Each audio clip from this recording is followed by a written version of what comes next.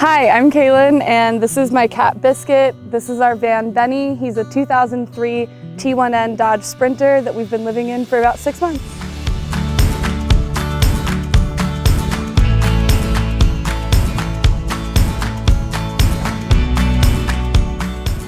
So right inside the door, I have my sink unit, and this curtain here is hiding my gray water tank. I put it right here so it's really easy to take it out and empty it whenever I need to. And then there's just storage, cleaning supplies, and my cat food under there as well. I actually built my headliner shelf kind of on a whim. I wasn't planning to do it, but now I'm really glad that I did because it's got so much storage up here. I keep a lot of my camping gear, things that I don't need to get to very often up here, as well as some toiletry stuff that I don't use every single day. And this is a hack that I highly recommend. I cut up an old yoga mat on my shelves because it stops things from sliding around, and I really love that. Then above my sink, I have a lot of my daily toiletry things. So I have some health issues, so I keep all of my medications up here, and all of my just daily, my glasses cases up here, my contact solution. Here, this is my truly every single morning little toiletry bin. I have just my deodorant, toothbrush and toothpaste here, and some extra dish soap. And I love having these little things. They're just really easy to have little pieces of storage everywhere. I got my sink and faucet on Facebook Marketplace for $20 for both of them. That used to be a little bar sink. So it's about 15 inches by 15 inches. And I loved being able to kind of save money on that because sinks are weirdly expensive. And yeah, I continued the butcher block countertop over here. And I just love the way it looks. The wood is so warm and cozy in here. And then I have this flip up piece of countertop here that just kind of pops up and gives me an extra 20 inches of countertop space.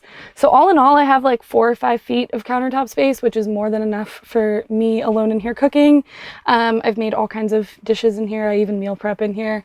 And then I also have a little door that slides off to keep things private and safe at night. And I have a full-length mirror on there, which is super nice because most people only have a little tiny one in their van, but I love having my full-length mirror. So underneath my sink, I have just general storage, some cleaning supplies, Biscuit's food is kept in there. And then I keep a little scratching post for her here to keep her from scratching up my cushions. And then down below all of that is Biscuit's litter box. I put it right by the door so that when she tracks litter out, I can just sweep it right out the door. It's really easy to keep it clean. And I gave her this cute little heart-shaped hole to go to the bathroom. All right, I have 1.5 inch butcher block countertops in my kitchen. I got them secondhand on Facebook Marketplace, so I got a really good deal. Behind my stove and kitchen, I have these Mexican hand-painted tiles that I got on Etsy, and I mounted them with a combination of grout and silicone, and it's worked really well. I haven't had any issues with it. Then I have my window here that I installed myself, and it was really tough. That was one of the first projects I did. And in kind of the windowsill, I just keep candles and, this little cup of tools and pens and pencils and things like that. I keep these tins on my counter full time, and they're kept on with a grippy pad thing. And these hold my coffee and sugar. And then I keep a lot of my utensils here, so they're really easy to get to. Down here, I refused to build drawers because everybody talked about how hard it was. So instead, I just bought this art cart from Michael's that had these built-in drawers and just kind of built my cabinet around it. So this holds all of my cooking supplies, kitchen stuff in that one, and they're all just held together with little eye hooks. This one, I just have spices and a junk drawer. Same thing, refuse to build drawers, and my trash is down there as well. Here I've just got a little spice rack for all of my spices that I use every single day. I really love cooking, so the kitchen was really important to me in here. And then up here I have most of my dry food storage. It's an absolute mess in there, but this is the only overhead cabinet that I actually have in the van. Most people do a lot more, but I liked kind of keeping it open at the top a little bit more.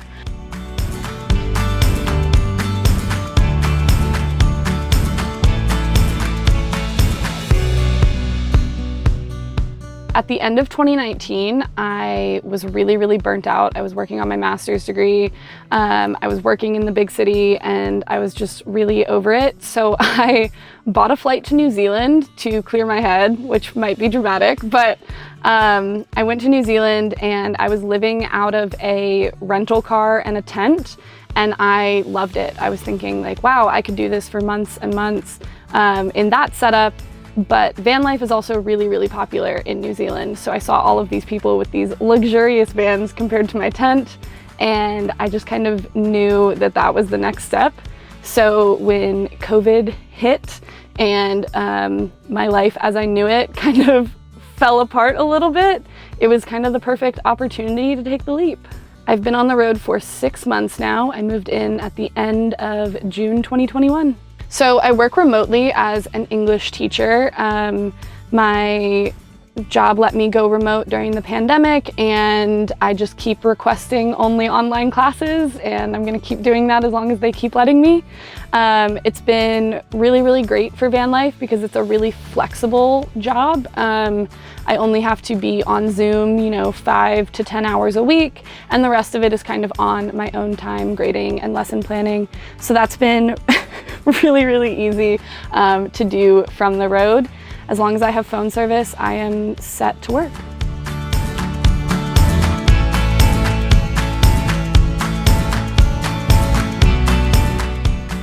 So I got the Camp Chef stove and oven for my van because, like I said, I really love to cook.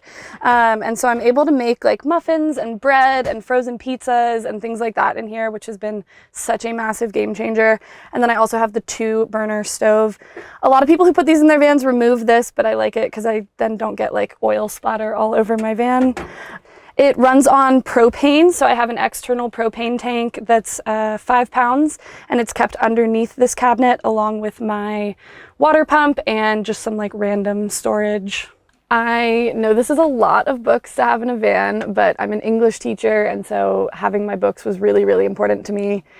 Before I lived in a van, when I was a house lifer, I had a whole wall full of books, so narrowing it down to this I feel like is pretty impressive actually. Being able to build this bookshelf, I had to use 3/4 inch ply so that it was nice and strong to, support all of this.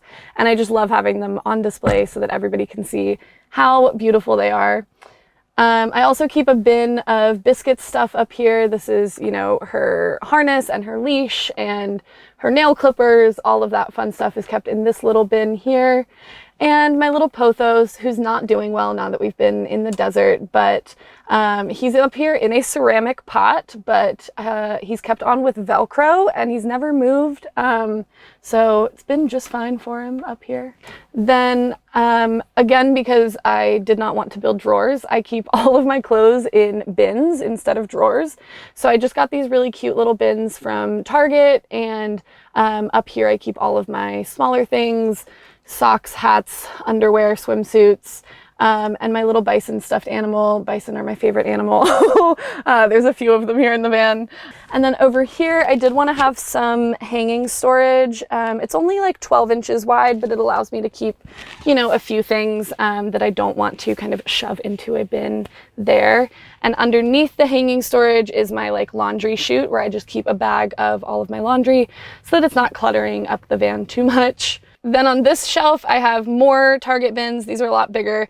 So these hold, shirts, pants, cuter clothes. I keep some like jackets and sweaters kind of shoved back in there as well.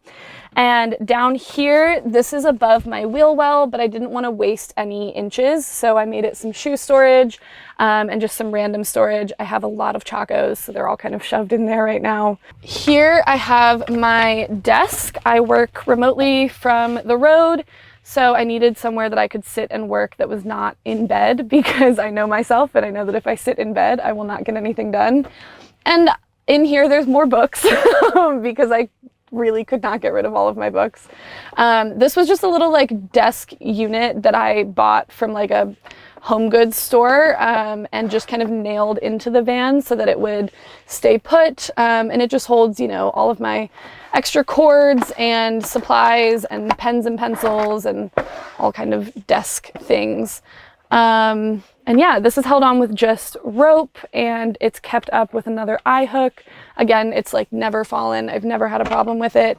And it's really, really solid. Biscuit sits up here and hangs out. And I teach all of my classes from here.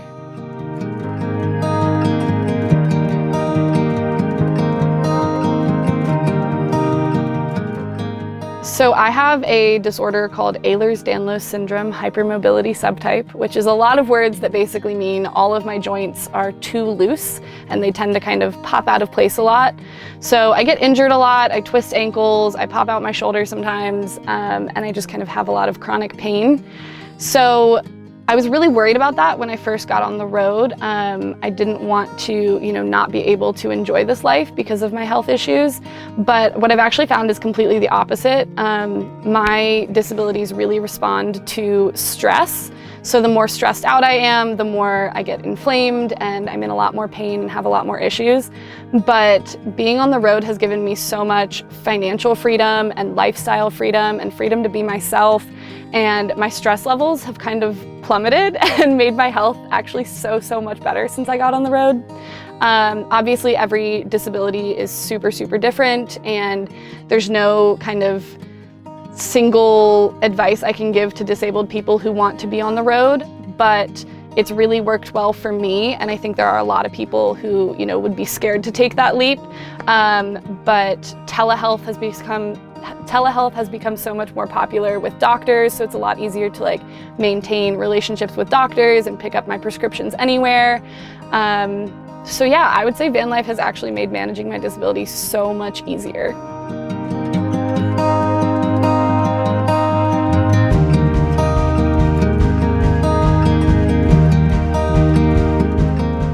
So I have this big L-shaped bench that can pretty comfortably fit 4 or 5 people to hang out in here around my table if I want to have people over to eat. And underneath here I have my fridge and some kind of random storage. It's a 65-liter fridge and freezer, and I absolutely love it. I got mine from Ice Co, which is a little bit cheaper than the Nomadic ones, and it works really great. I've got tons of storage in here, and I can go off-grid for pretty much 2 weeks with all the food storage I have. And I can have ice cream, which is a big perk in a van. And then under this one back here, I just keep some towels and my little portable vacuum and some random things.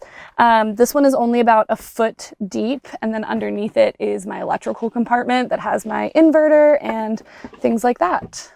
So I put a Murphy bed into my van. So this is my bed. It is a full-size bed and it folds up against the wall, and it's just kept up with some carabiners, and I can fold it down really easily. It takes me 30 seconds to put my bed together every night instead of having to convert the benches. And I love it. I will never do a build without a Murphy bed now. I'm so obsessed with it. Okay, so when I was making my bed, I bought 4 inches of memory foam to go on top, and it's really comfortable, but I also have some back pain issues, so I knew that I needed springs for some extra support. So I also bought these from a company called Froli. These are customizable bed springs. They go together like Legos, so you can fit them in kind of any bed size or shape space. And as an added bonus, then they also create airflow underneath the mattress, so I don't have to worry about mold or anything like that. They were $200, but I'm really glad I purchased them. They're so comfortable, and I love not having to stress about mold ever. For my ceiling, I did 1/4-inch cedar planks, and I sealed them with linseed oil. They were a little hard to work with, I'm not gonna lie, because they're so thin that you have to worry about them cracking, but they look so beautiful and homey, and sometimes they still smell like cedar, which is really nice. And I just think it makes the whole space so cozy. This is the garage of my van. It's not huge. I just have 2 feet back this way and 2 feet high underneath my bench here in the back. This part here is my electrical compartment. This is where I have my batteries, and as it goes further back, there's more of my electrical components. And then in here, I just have my backpacking gear, my workout gear, my tools, my shore power cord. Here, I just took some shoe racks and attached them here inside the door. And this is really nice because it's just good storage for little things that I don't want to lose, want to keep careful track of.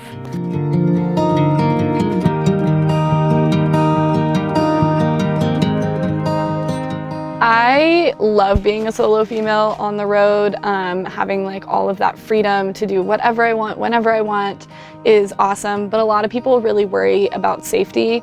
To be honest, I think I feel safer on the road than I ever did living in a big city because I'm always kind of out in the wilderness where there's not a lot of other people around. But I do have some like measures in here for safety. The first is my door to the cab that shuts off so that people can't tell that I'm living in here, and I can also lock that up. So if somebody were to break into the cab, they can't immediately get into the back, and if somebody were to break into the back, I can still get up to the front and drive away. But I also have a Simply Safe security system in here. It has sensors on all of the doors and a temperature sensor for Biscuit if it gets too hot in here to make sure that she's safe. And it does require the inverter to be on, so I don't use it all the time, but it does give me like some extra peace of mind when I am camping in a city or in a Walmart parking lot to know that if one of my doors opens, if somebody breaks in, that will alert the police and all of my emergency contacts as well. My advice for anybody who wants to live on the road would probably be to try it out in a car and a tent. You can't be staying in hotels, you have to be camping. Do that for a month, and if you still want to buy a van, buy a van. Thanks for checking out my tiny home that I worked so hard on. You can find me on Instagram and on TikTok to follow along my journey at Kalen and Bennie. That's KalenAndBennie. Hopefully I'll see you on the road someday too.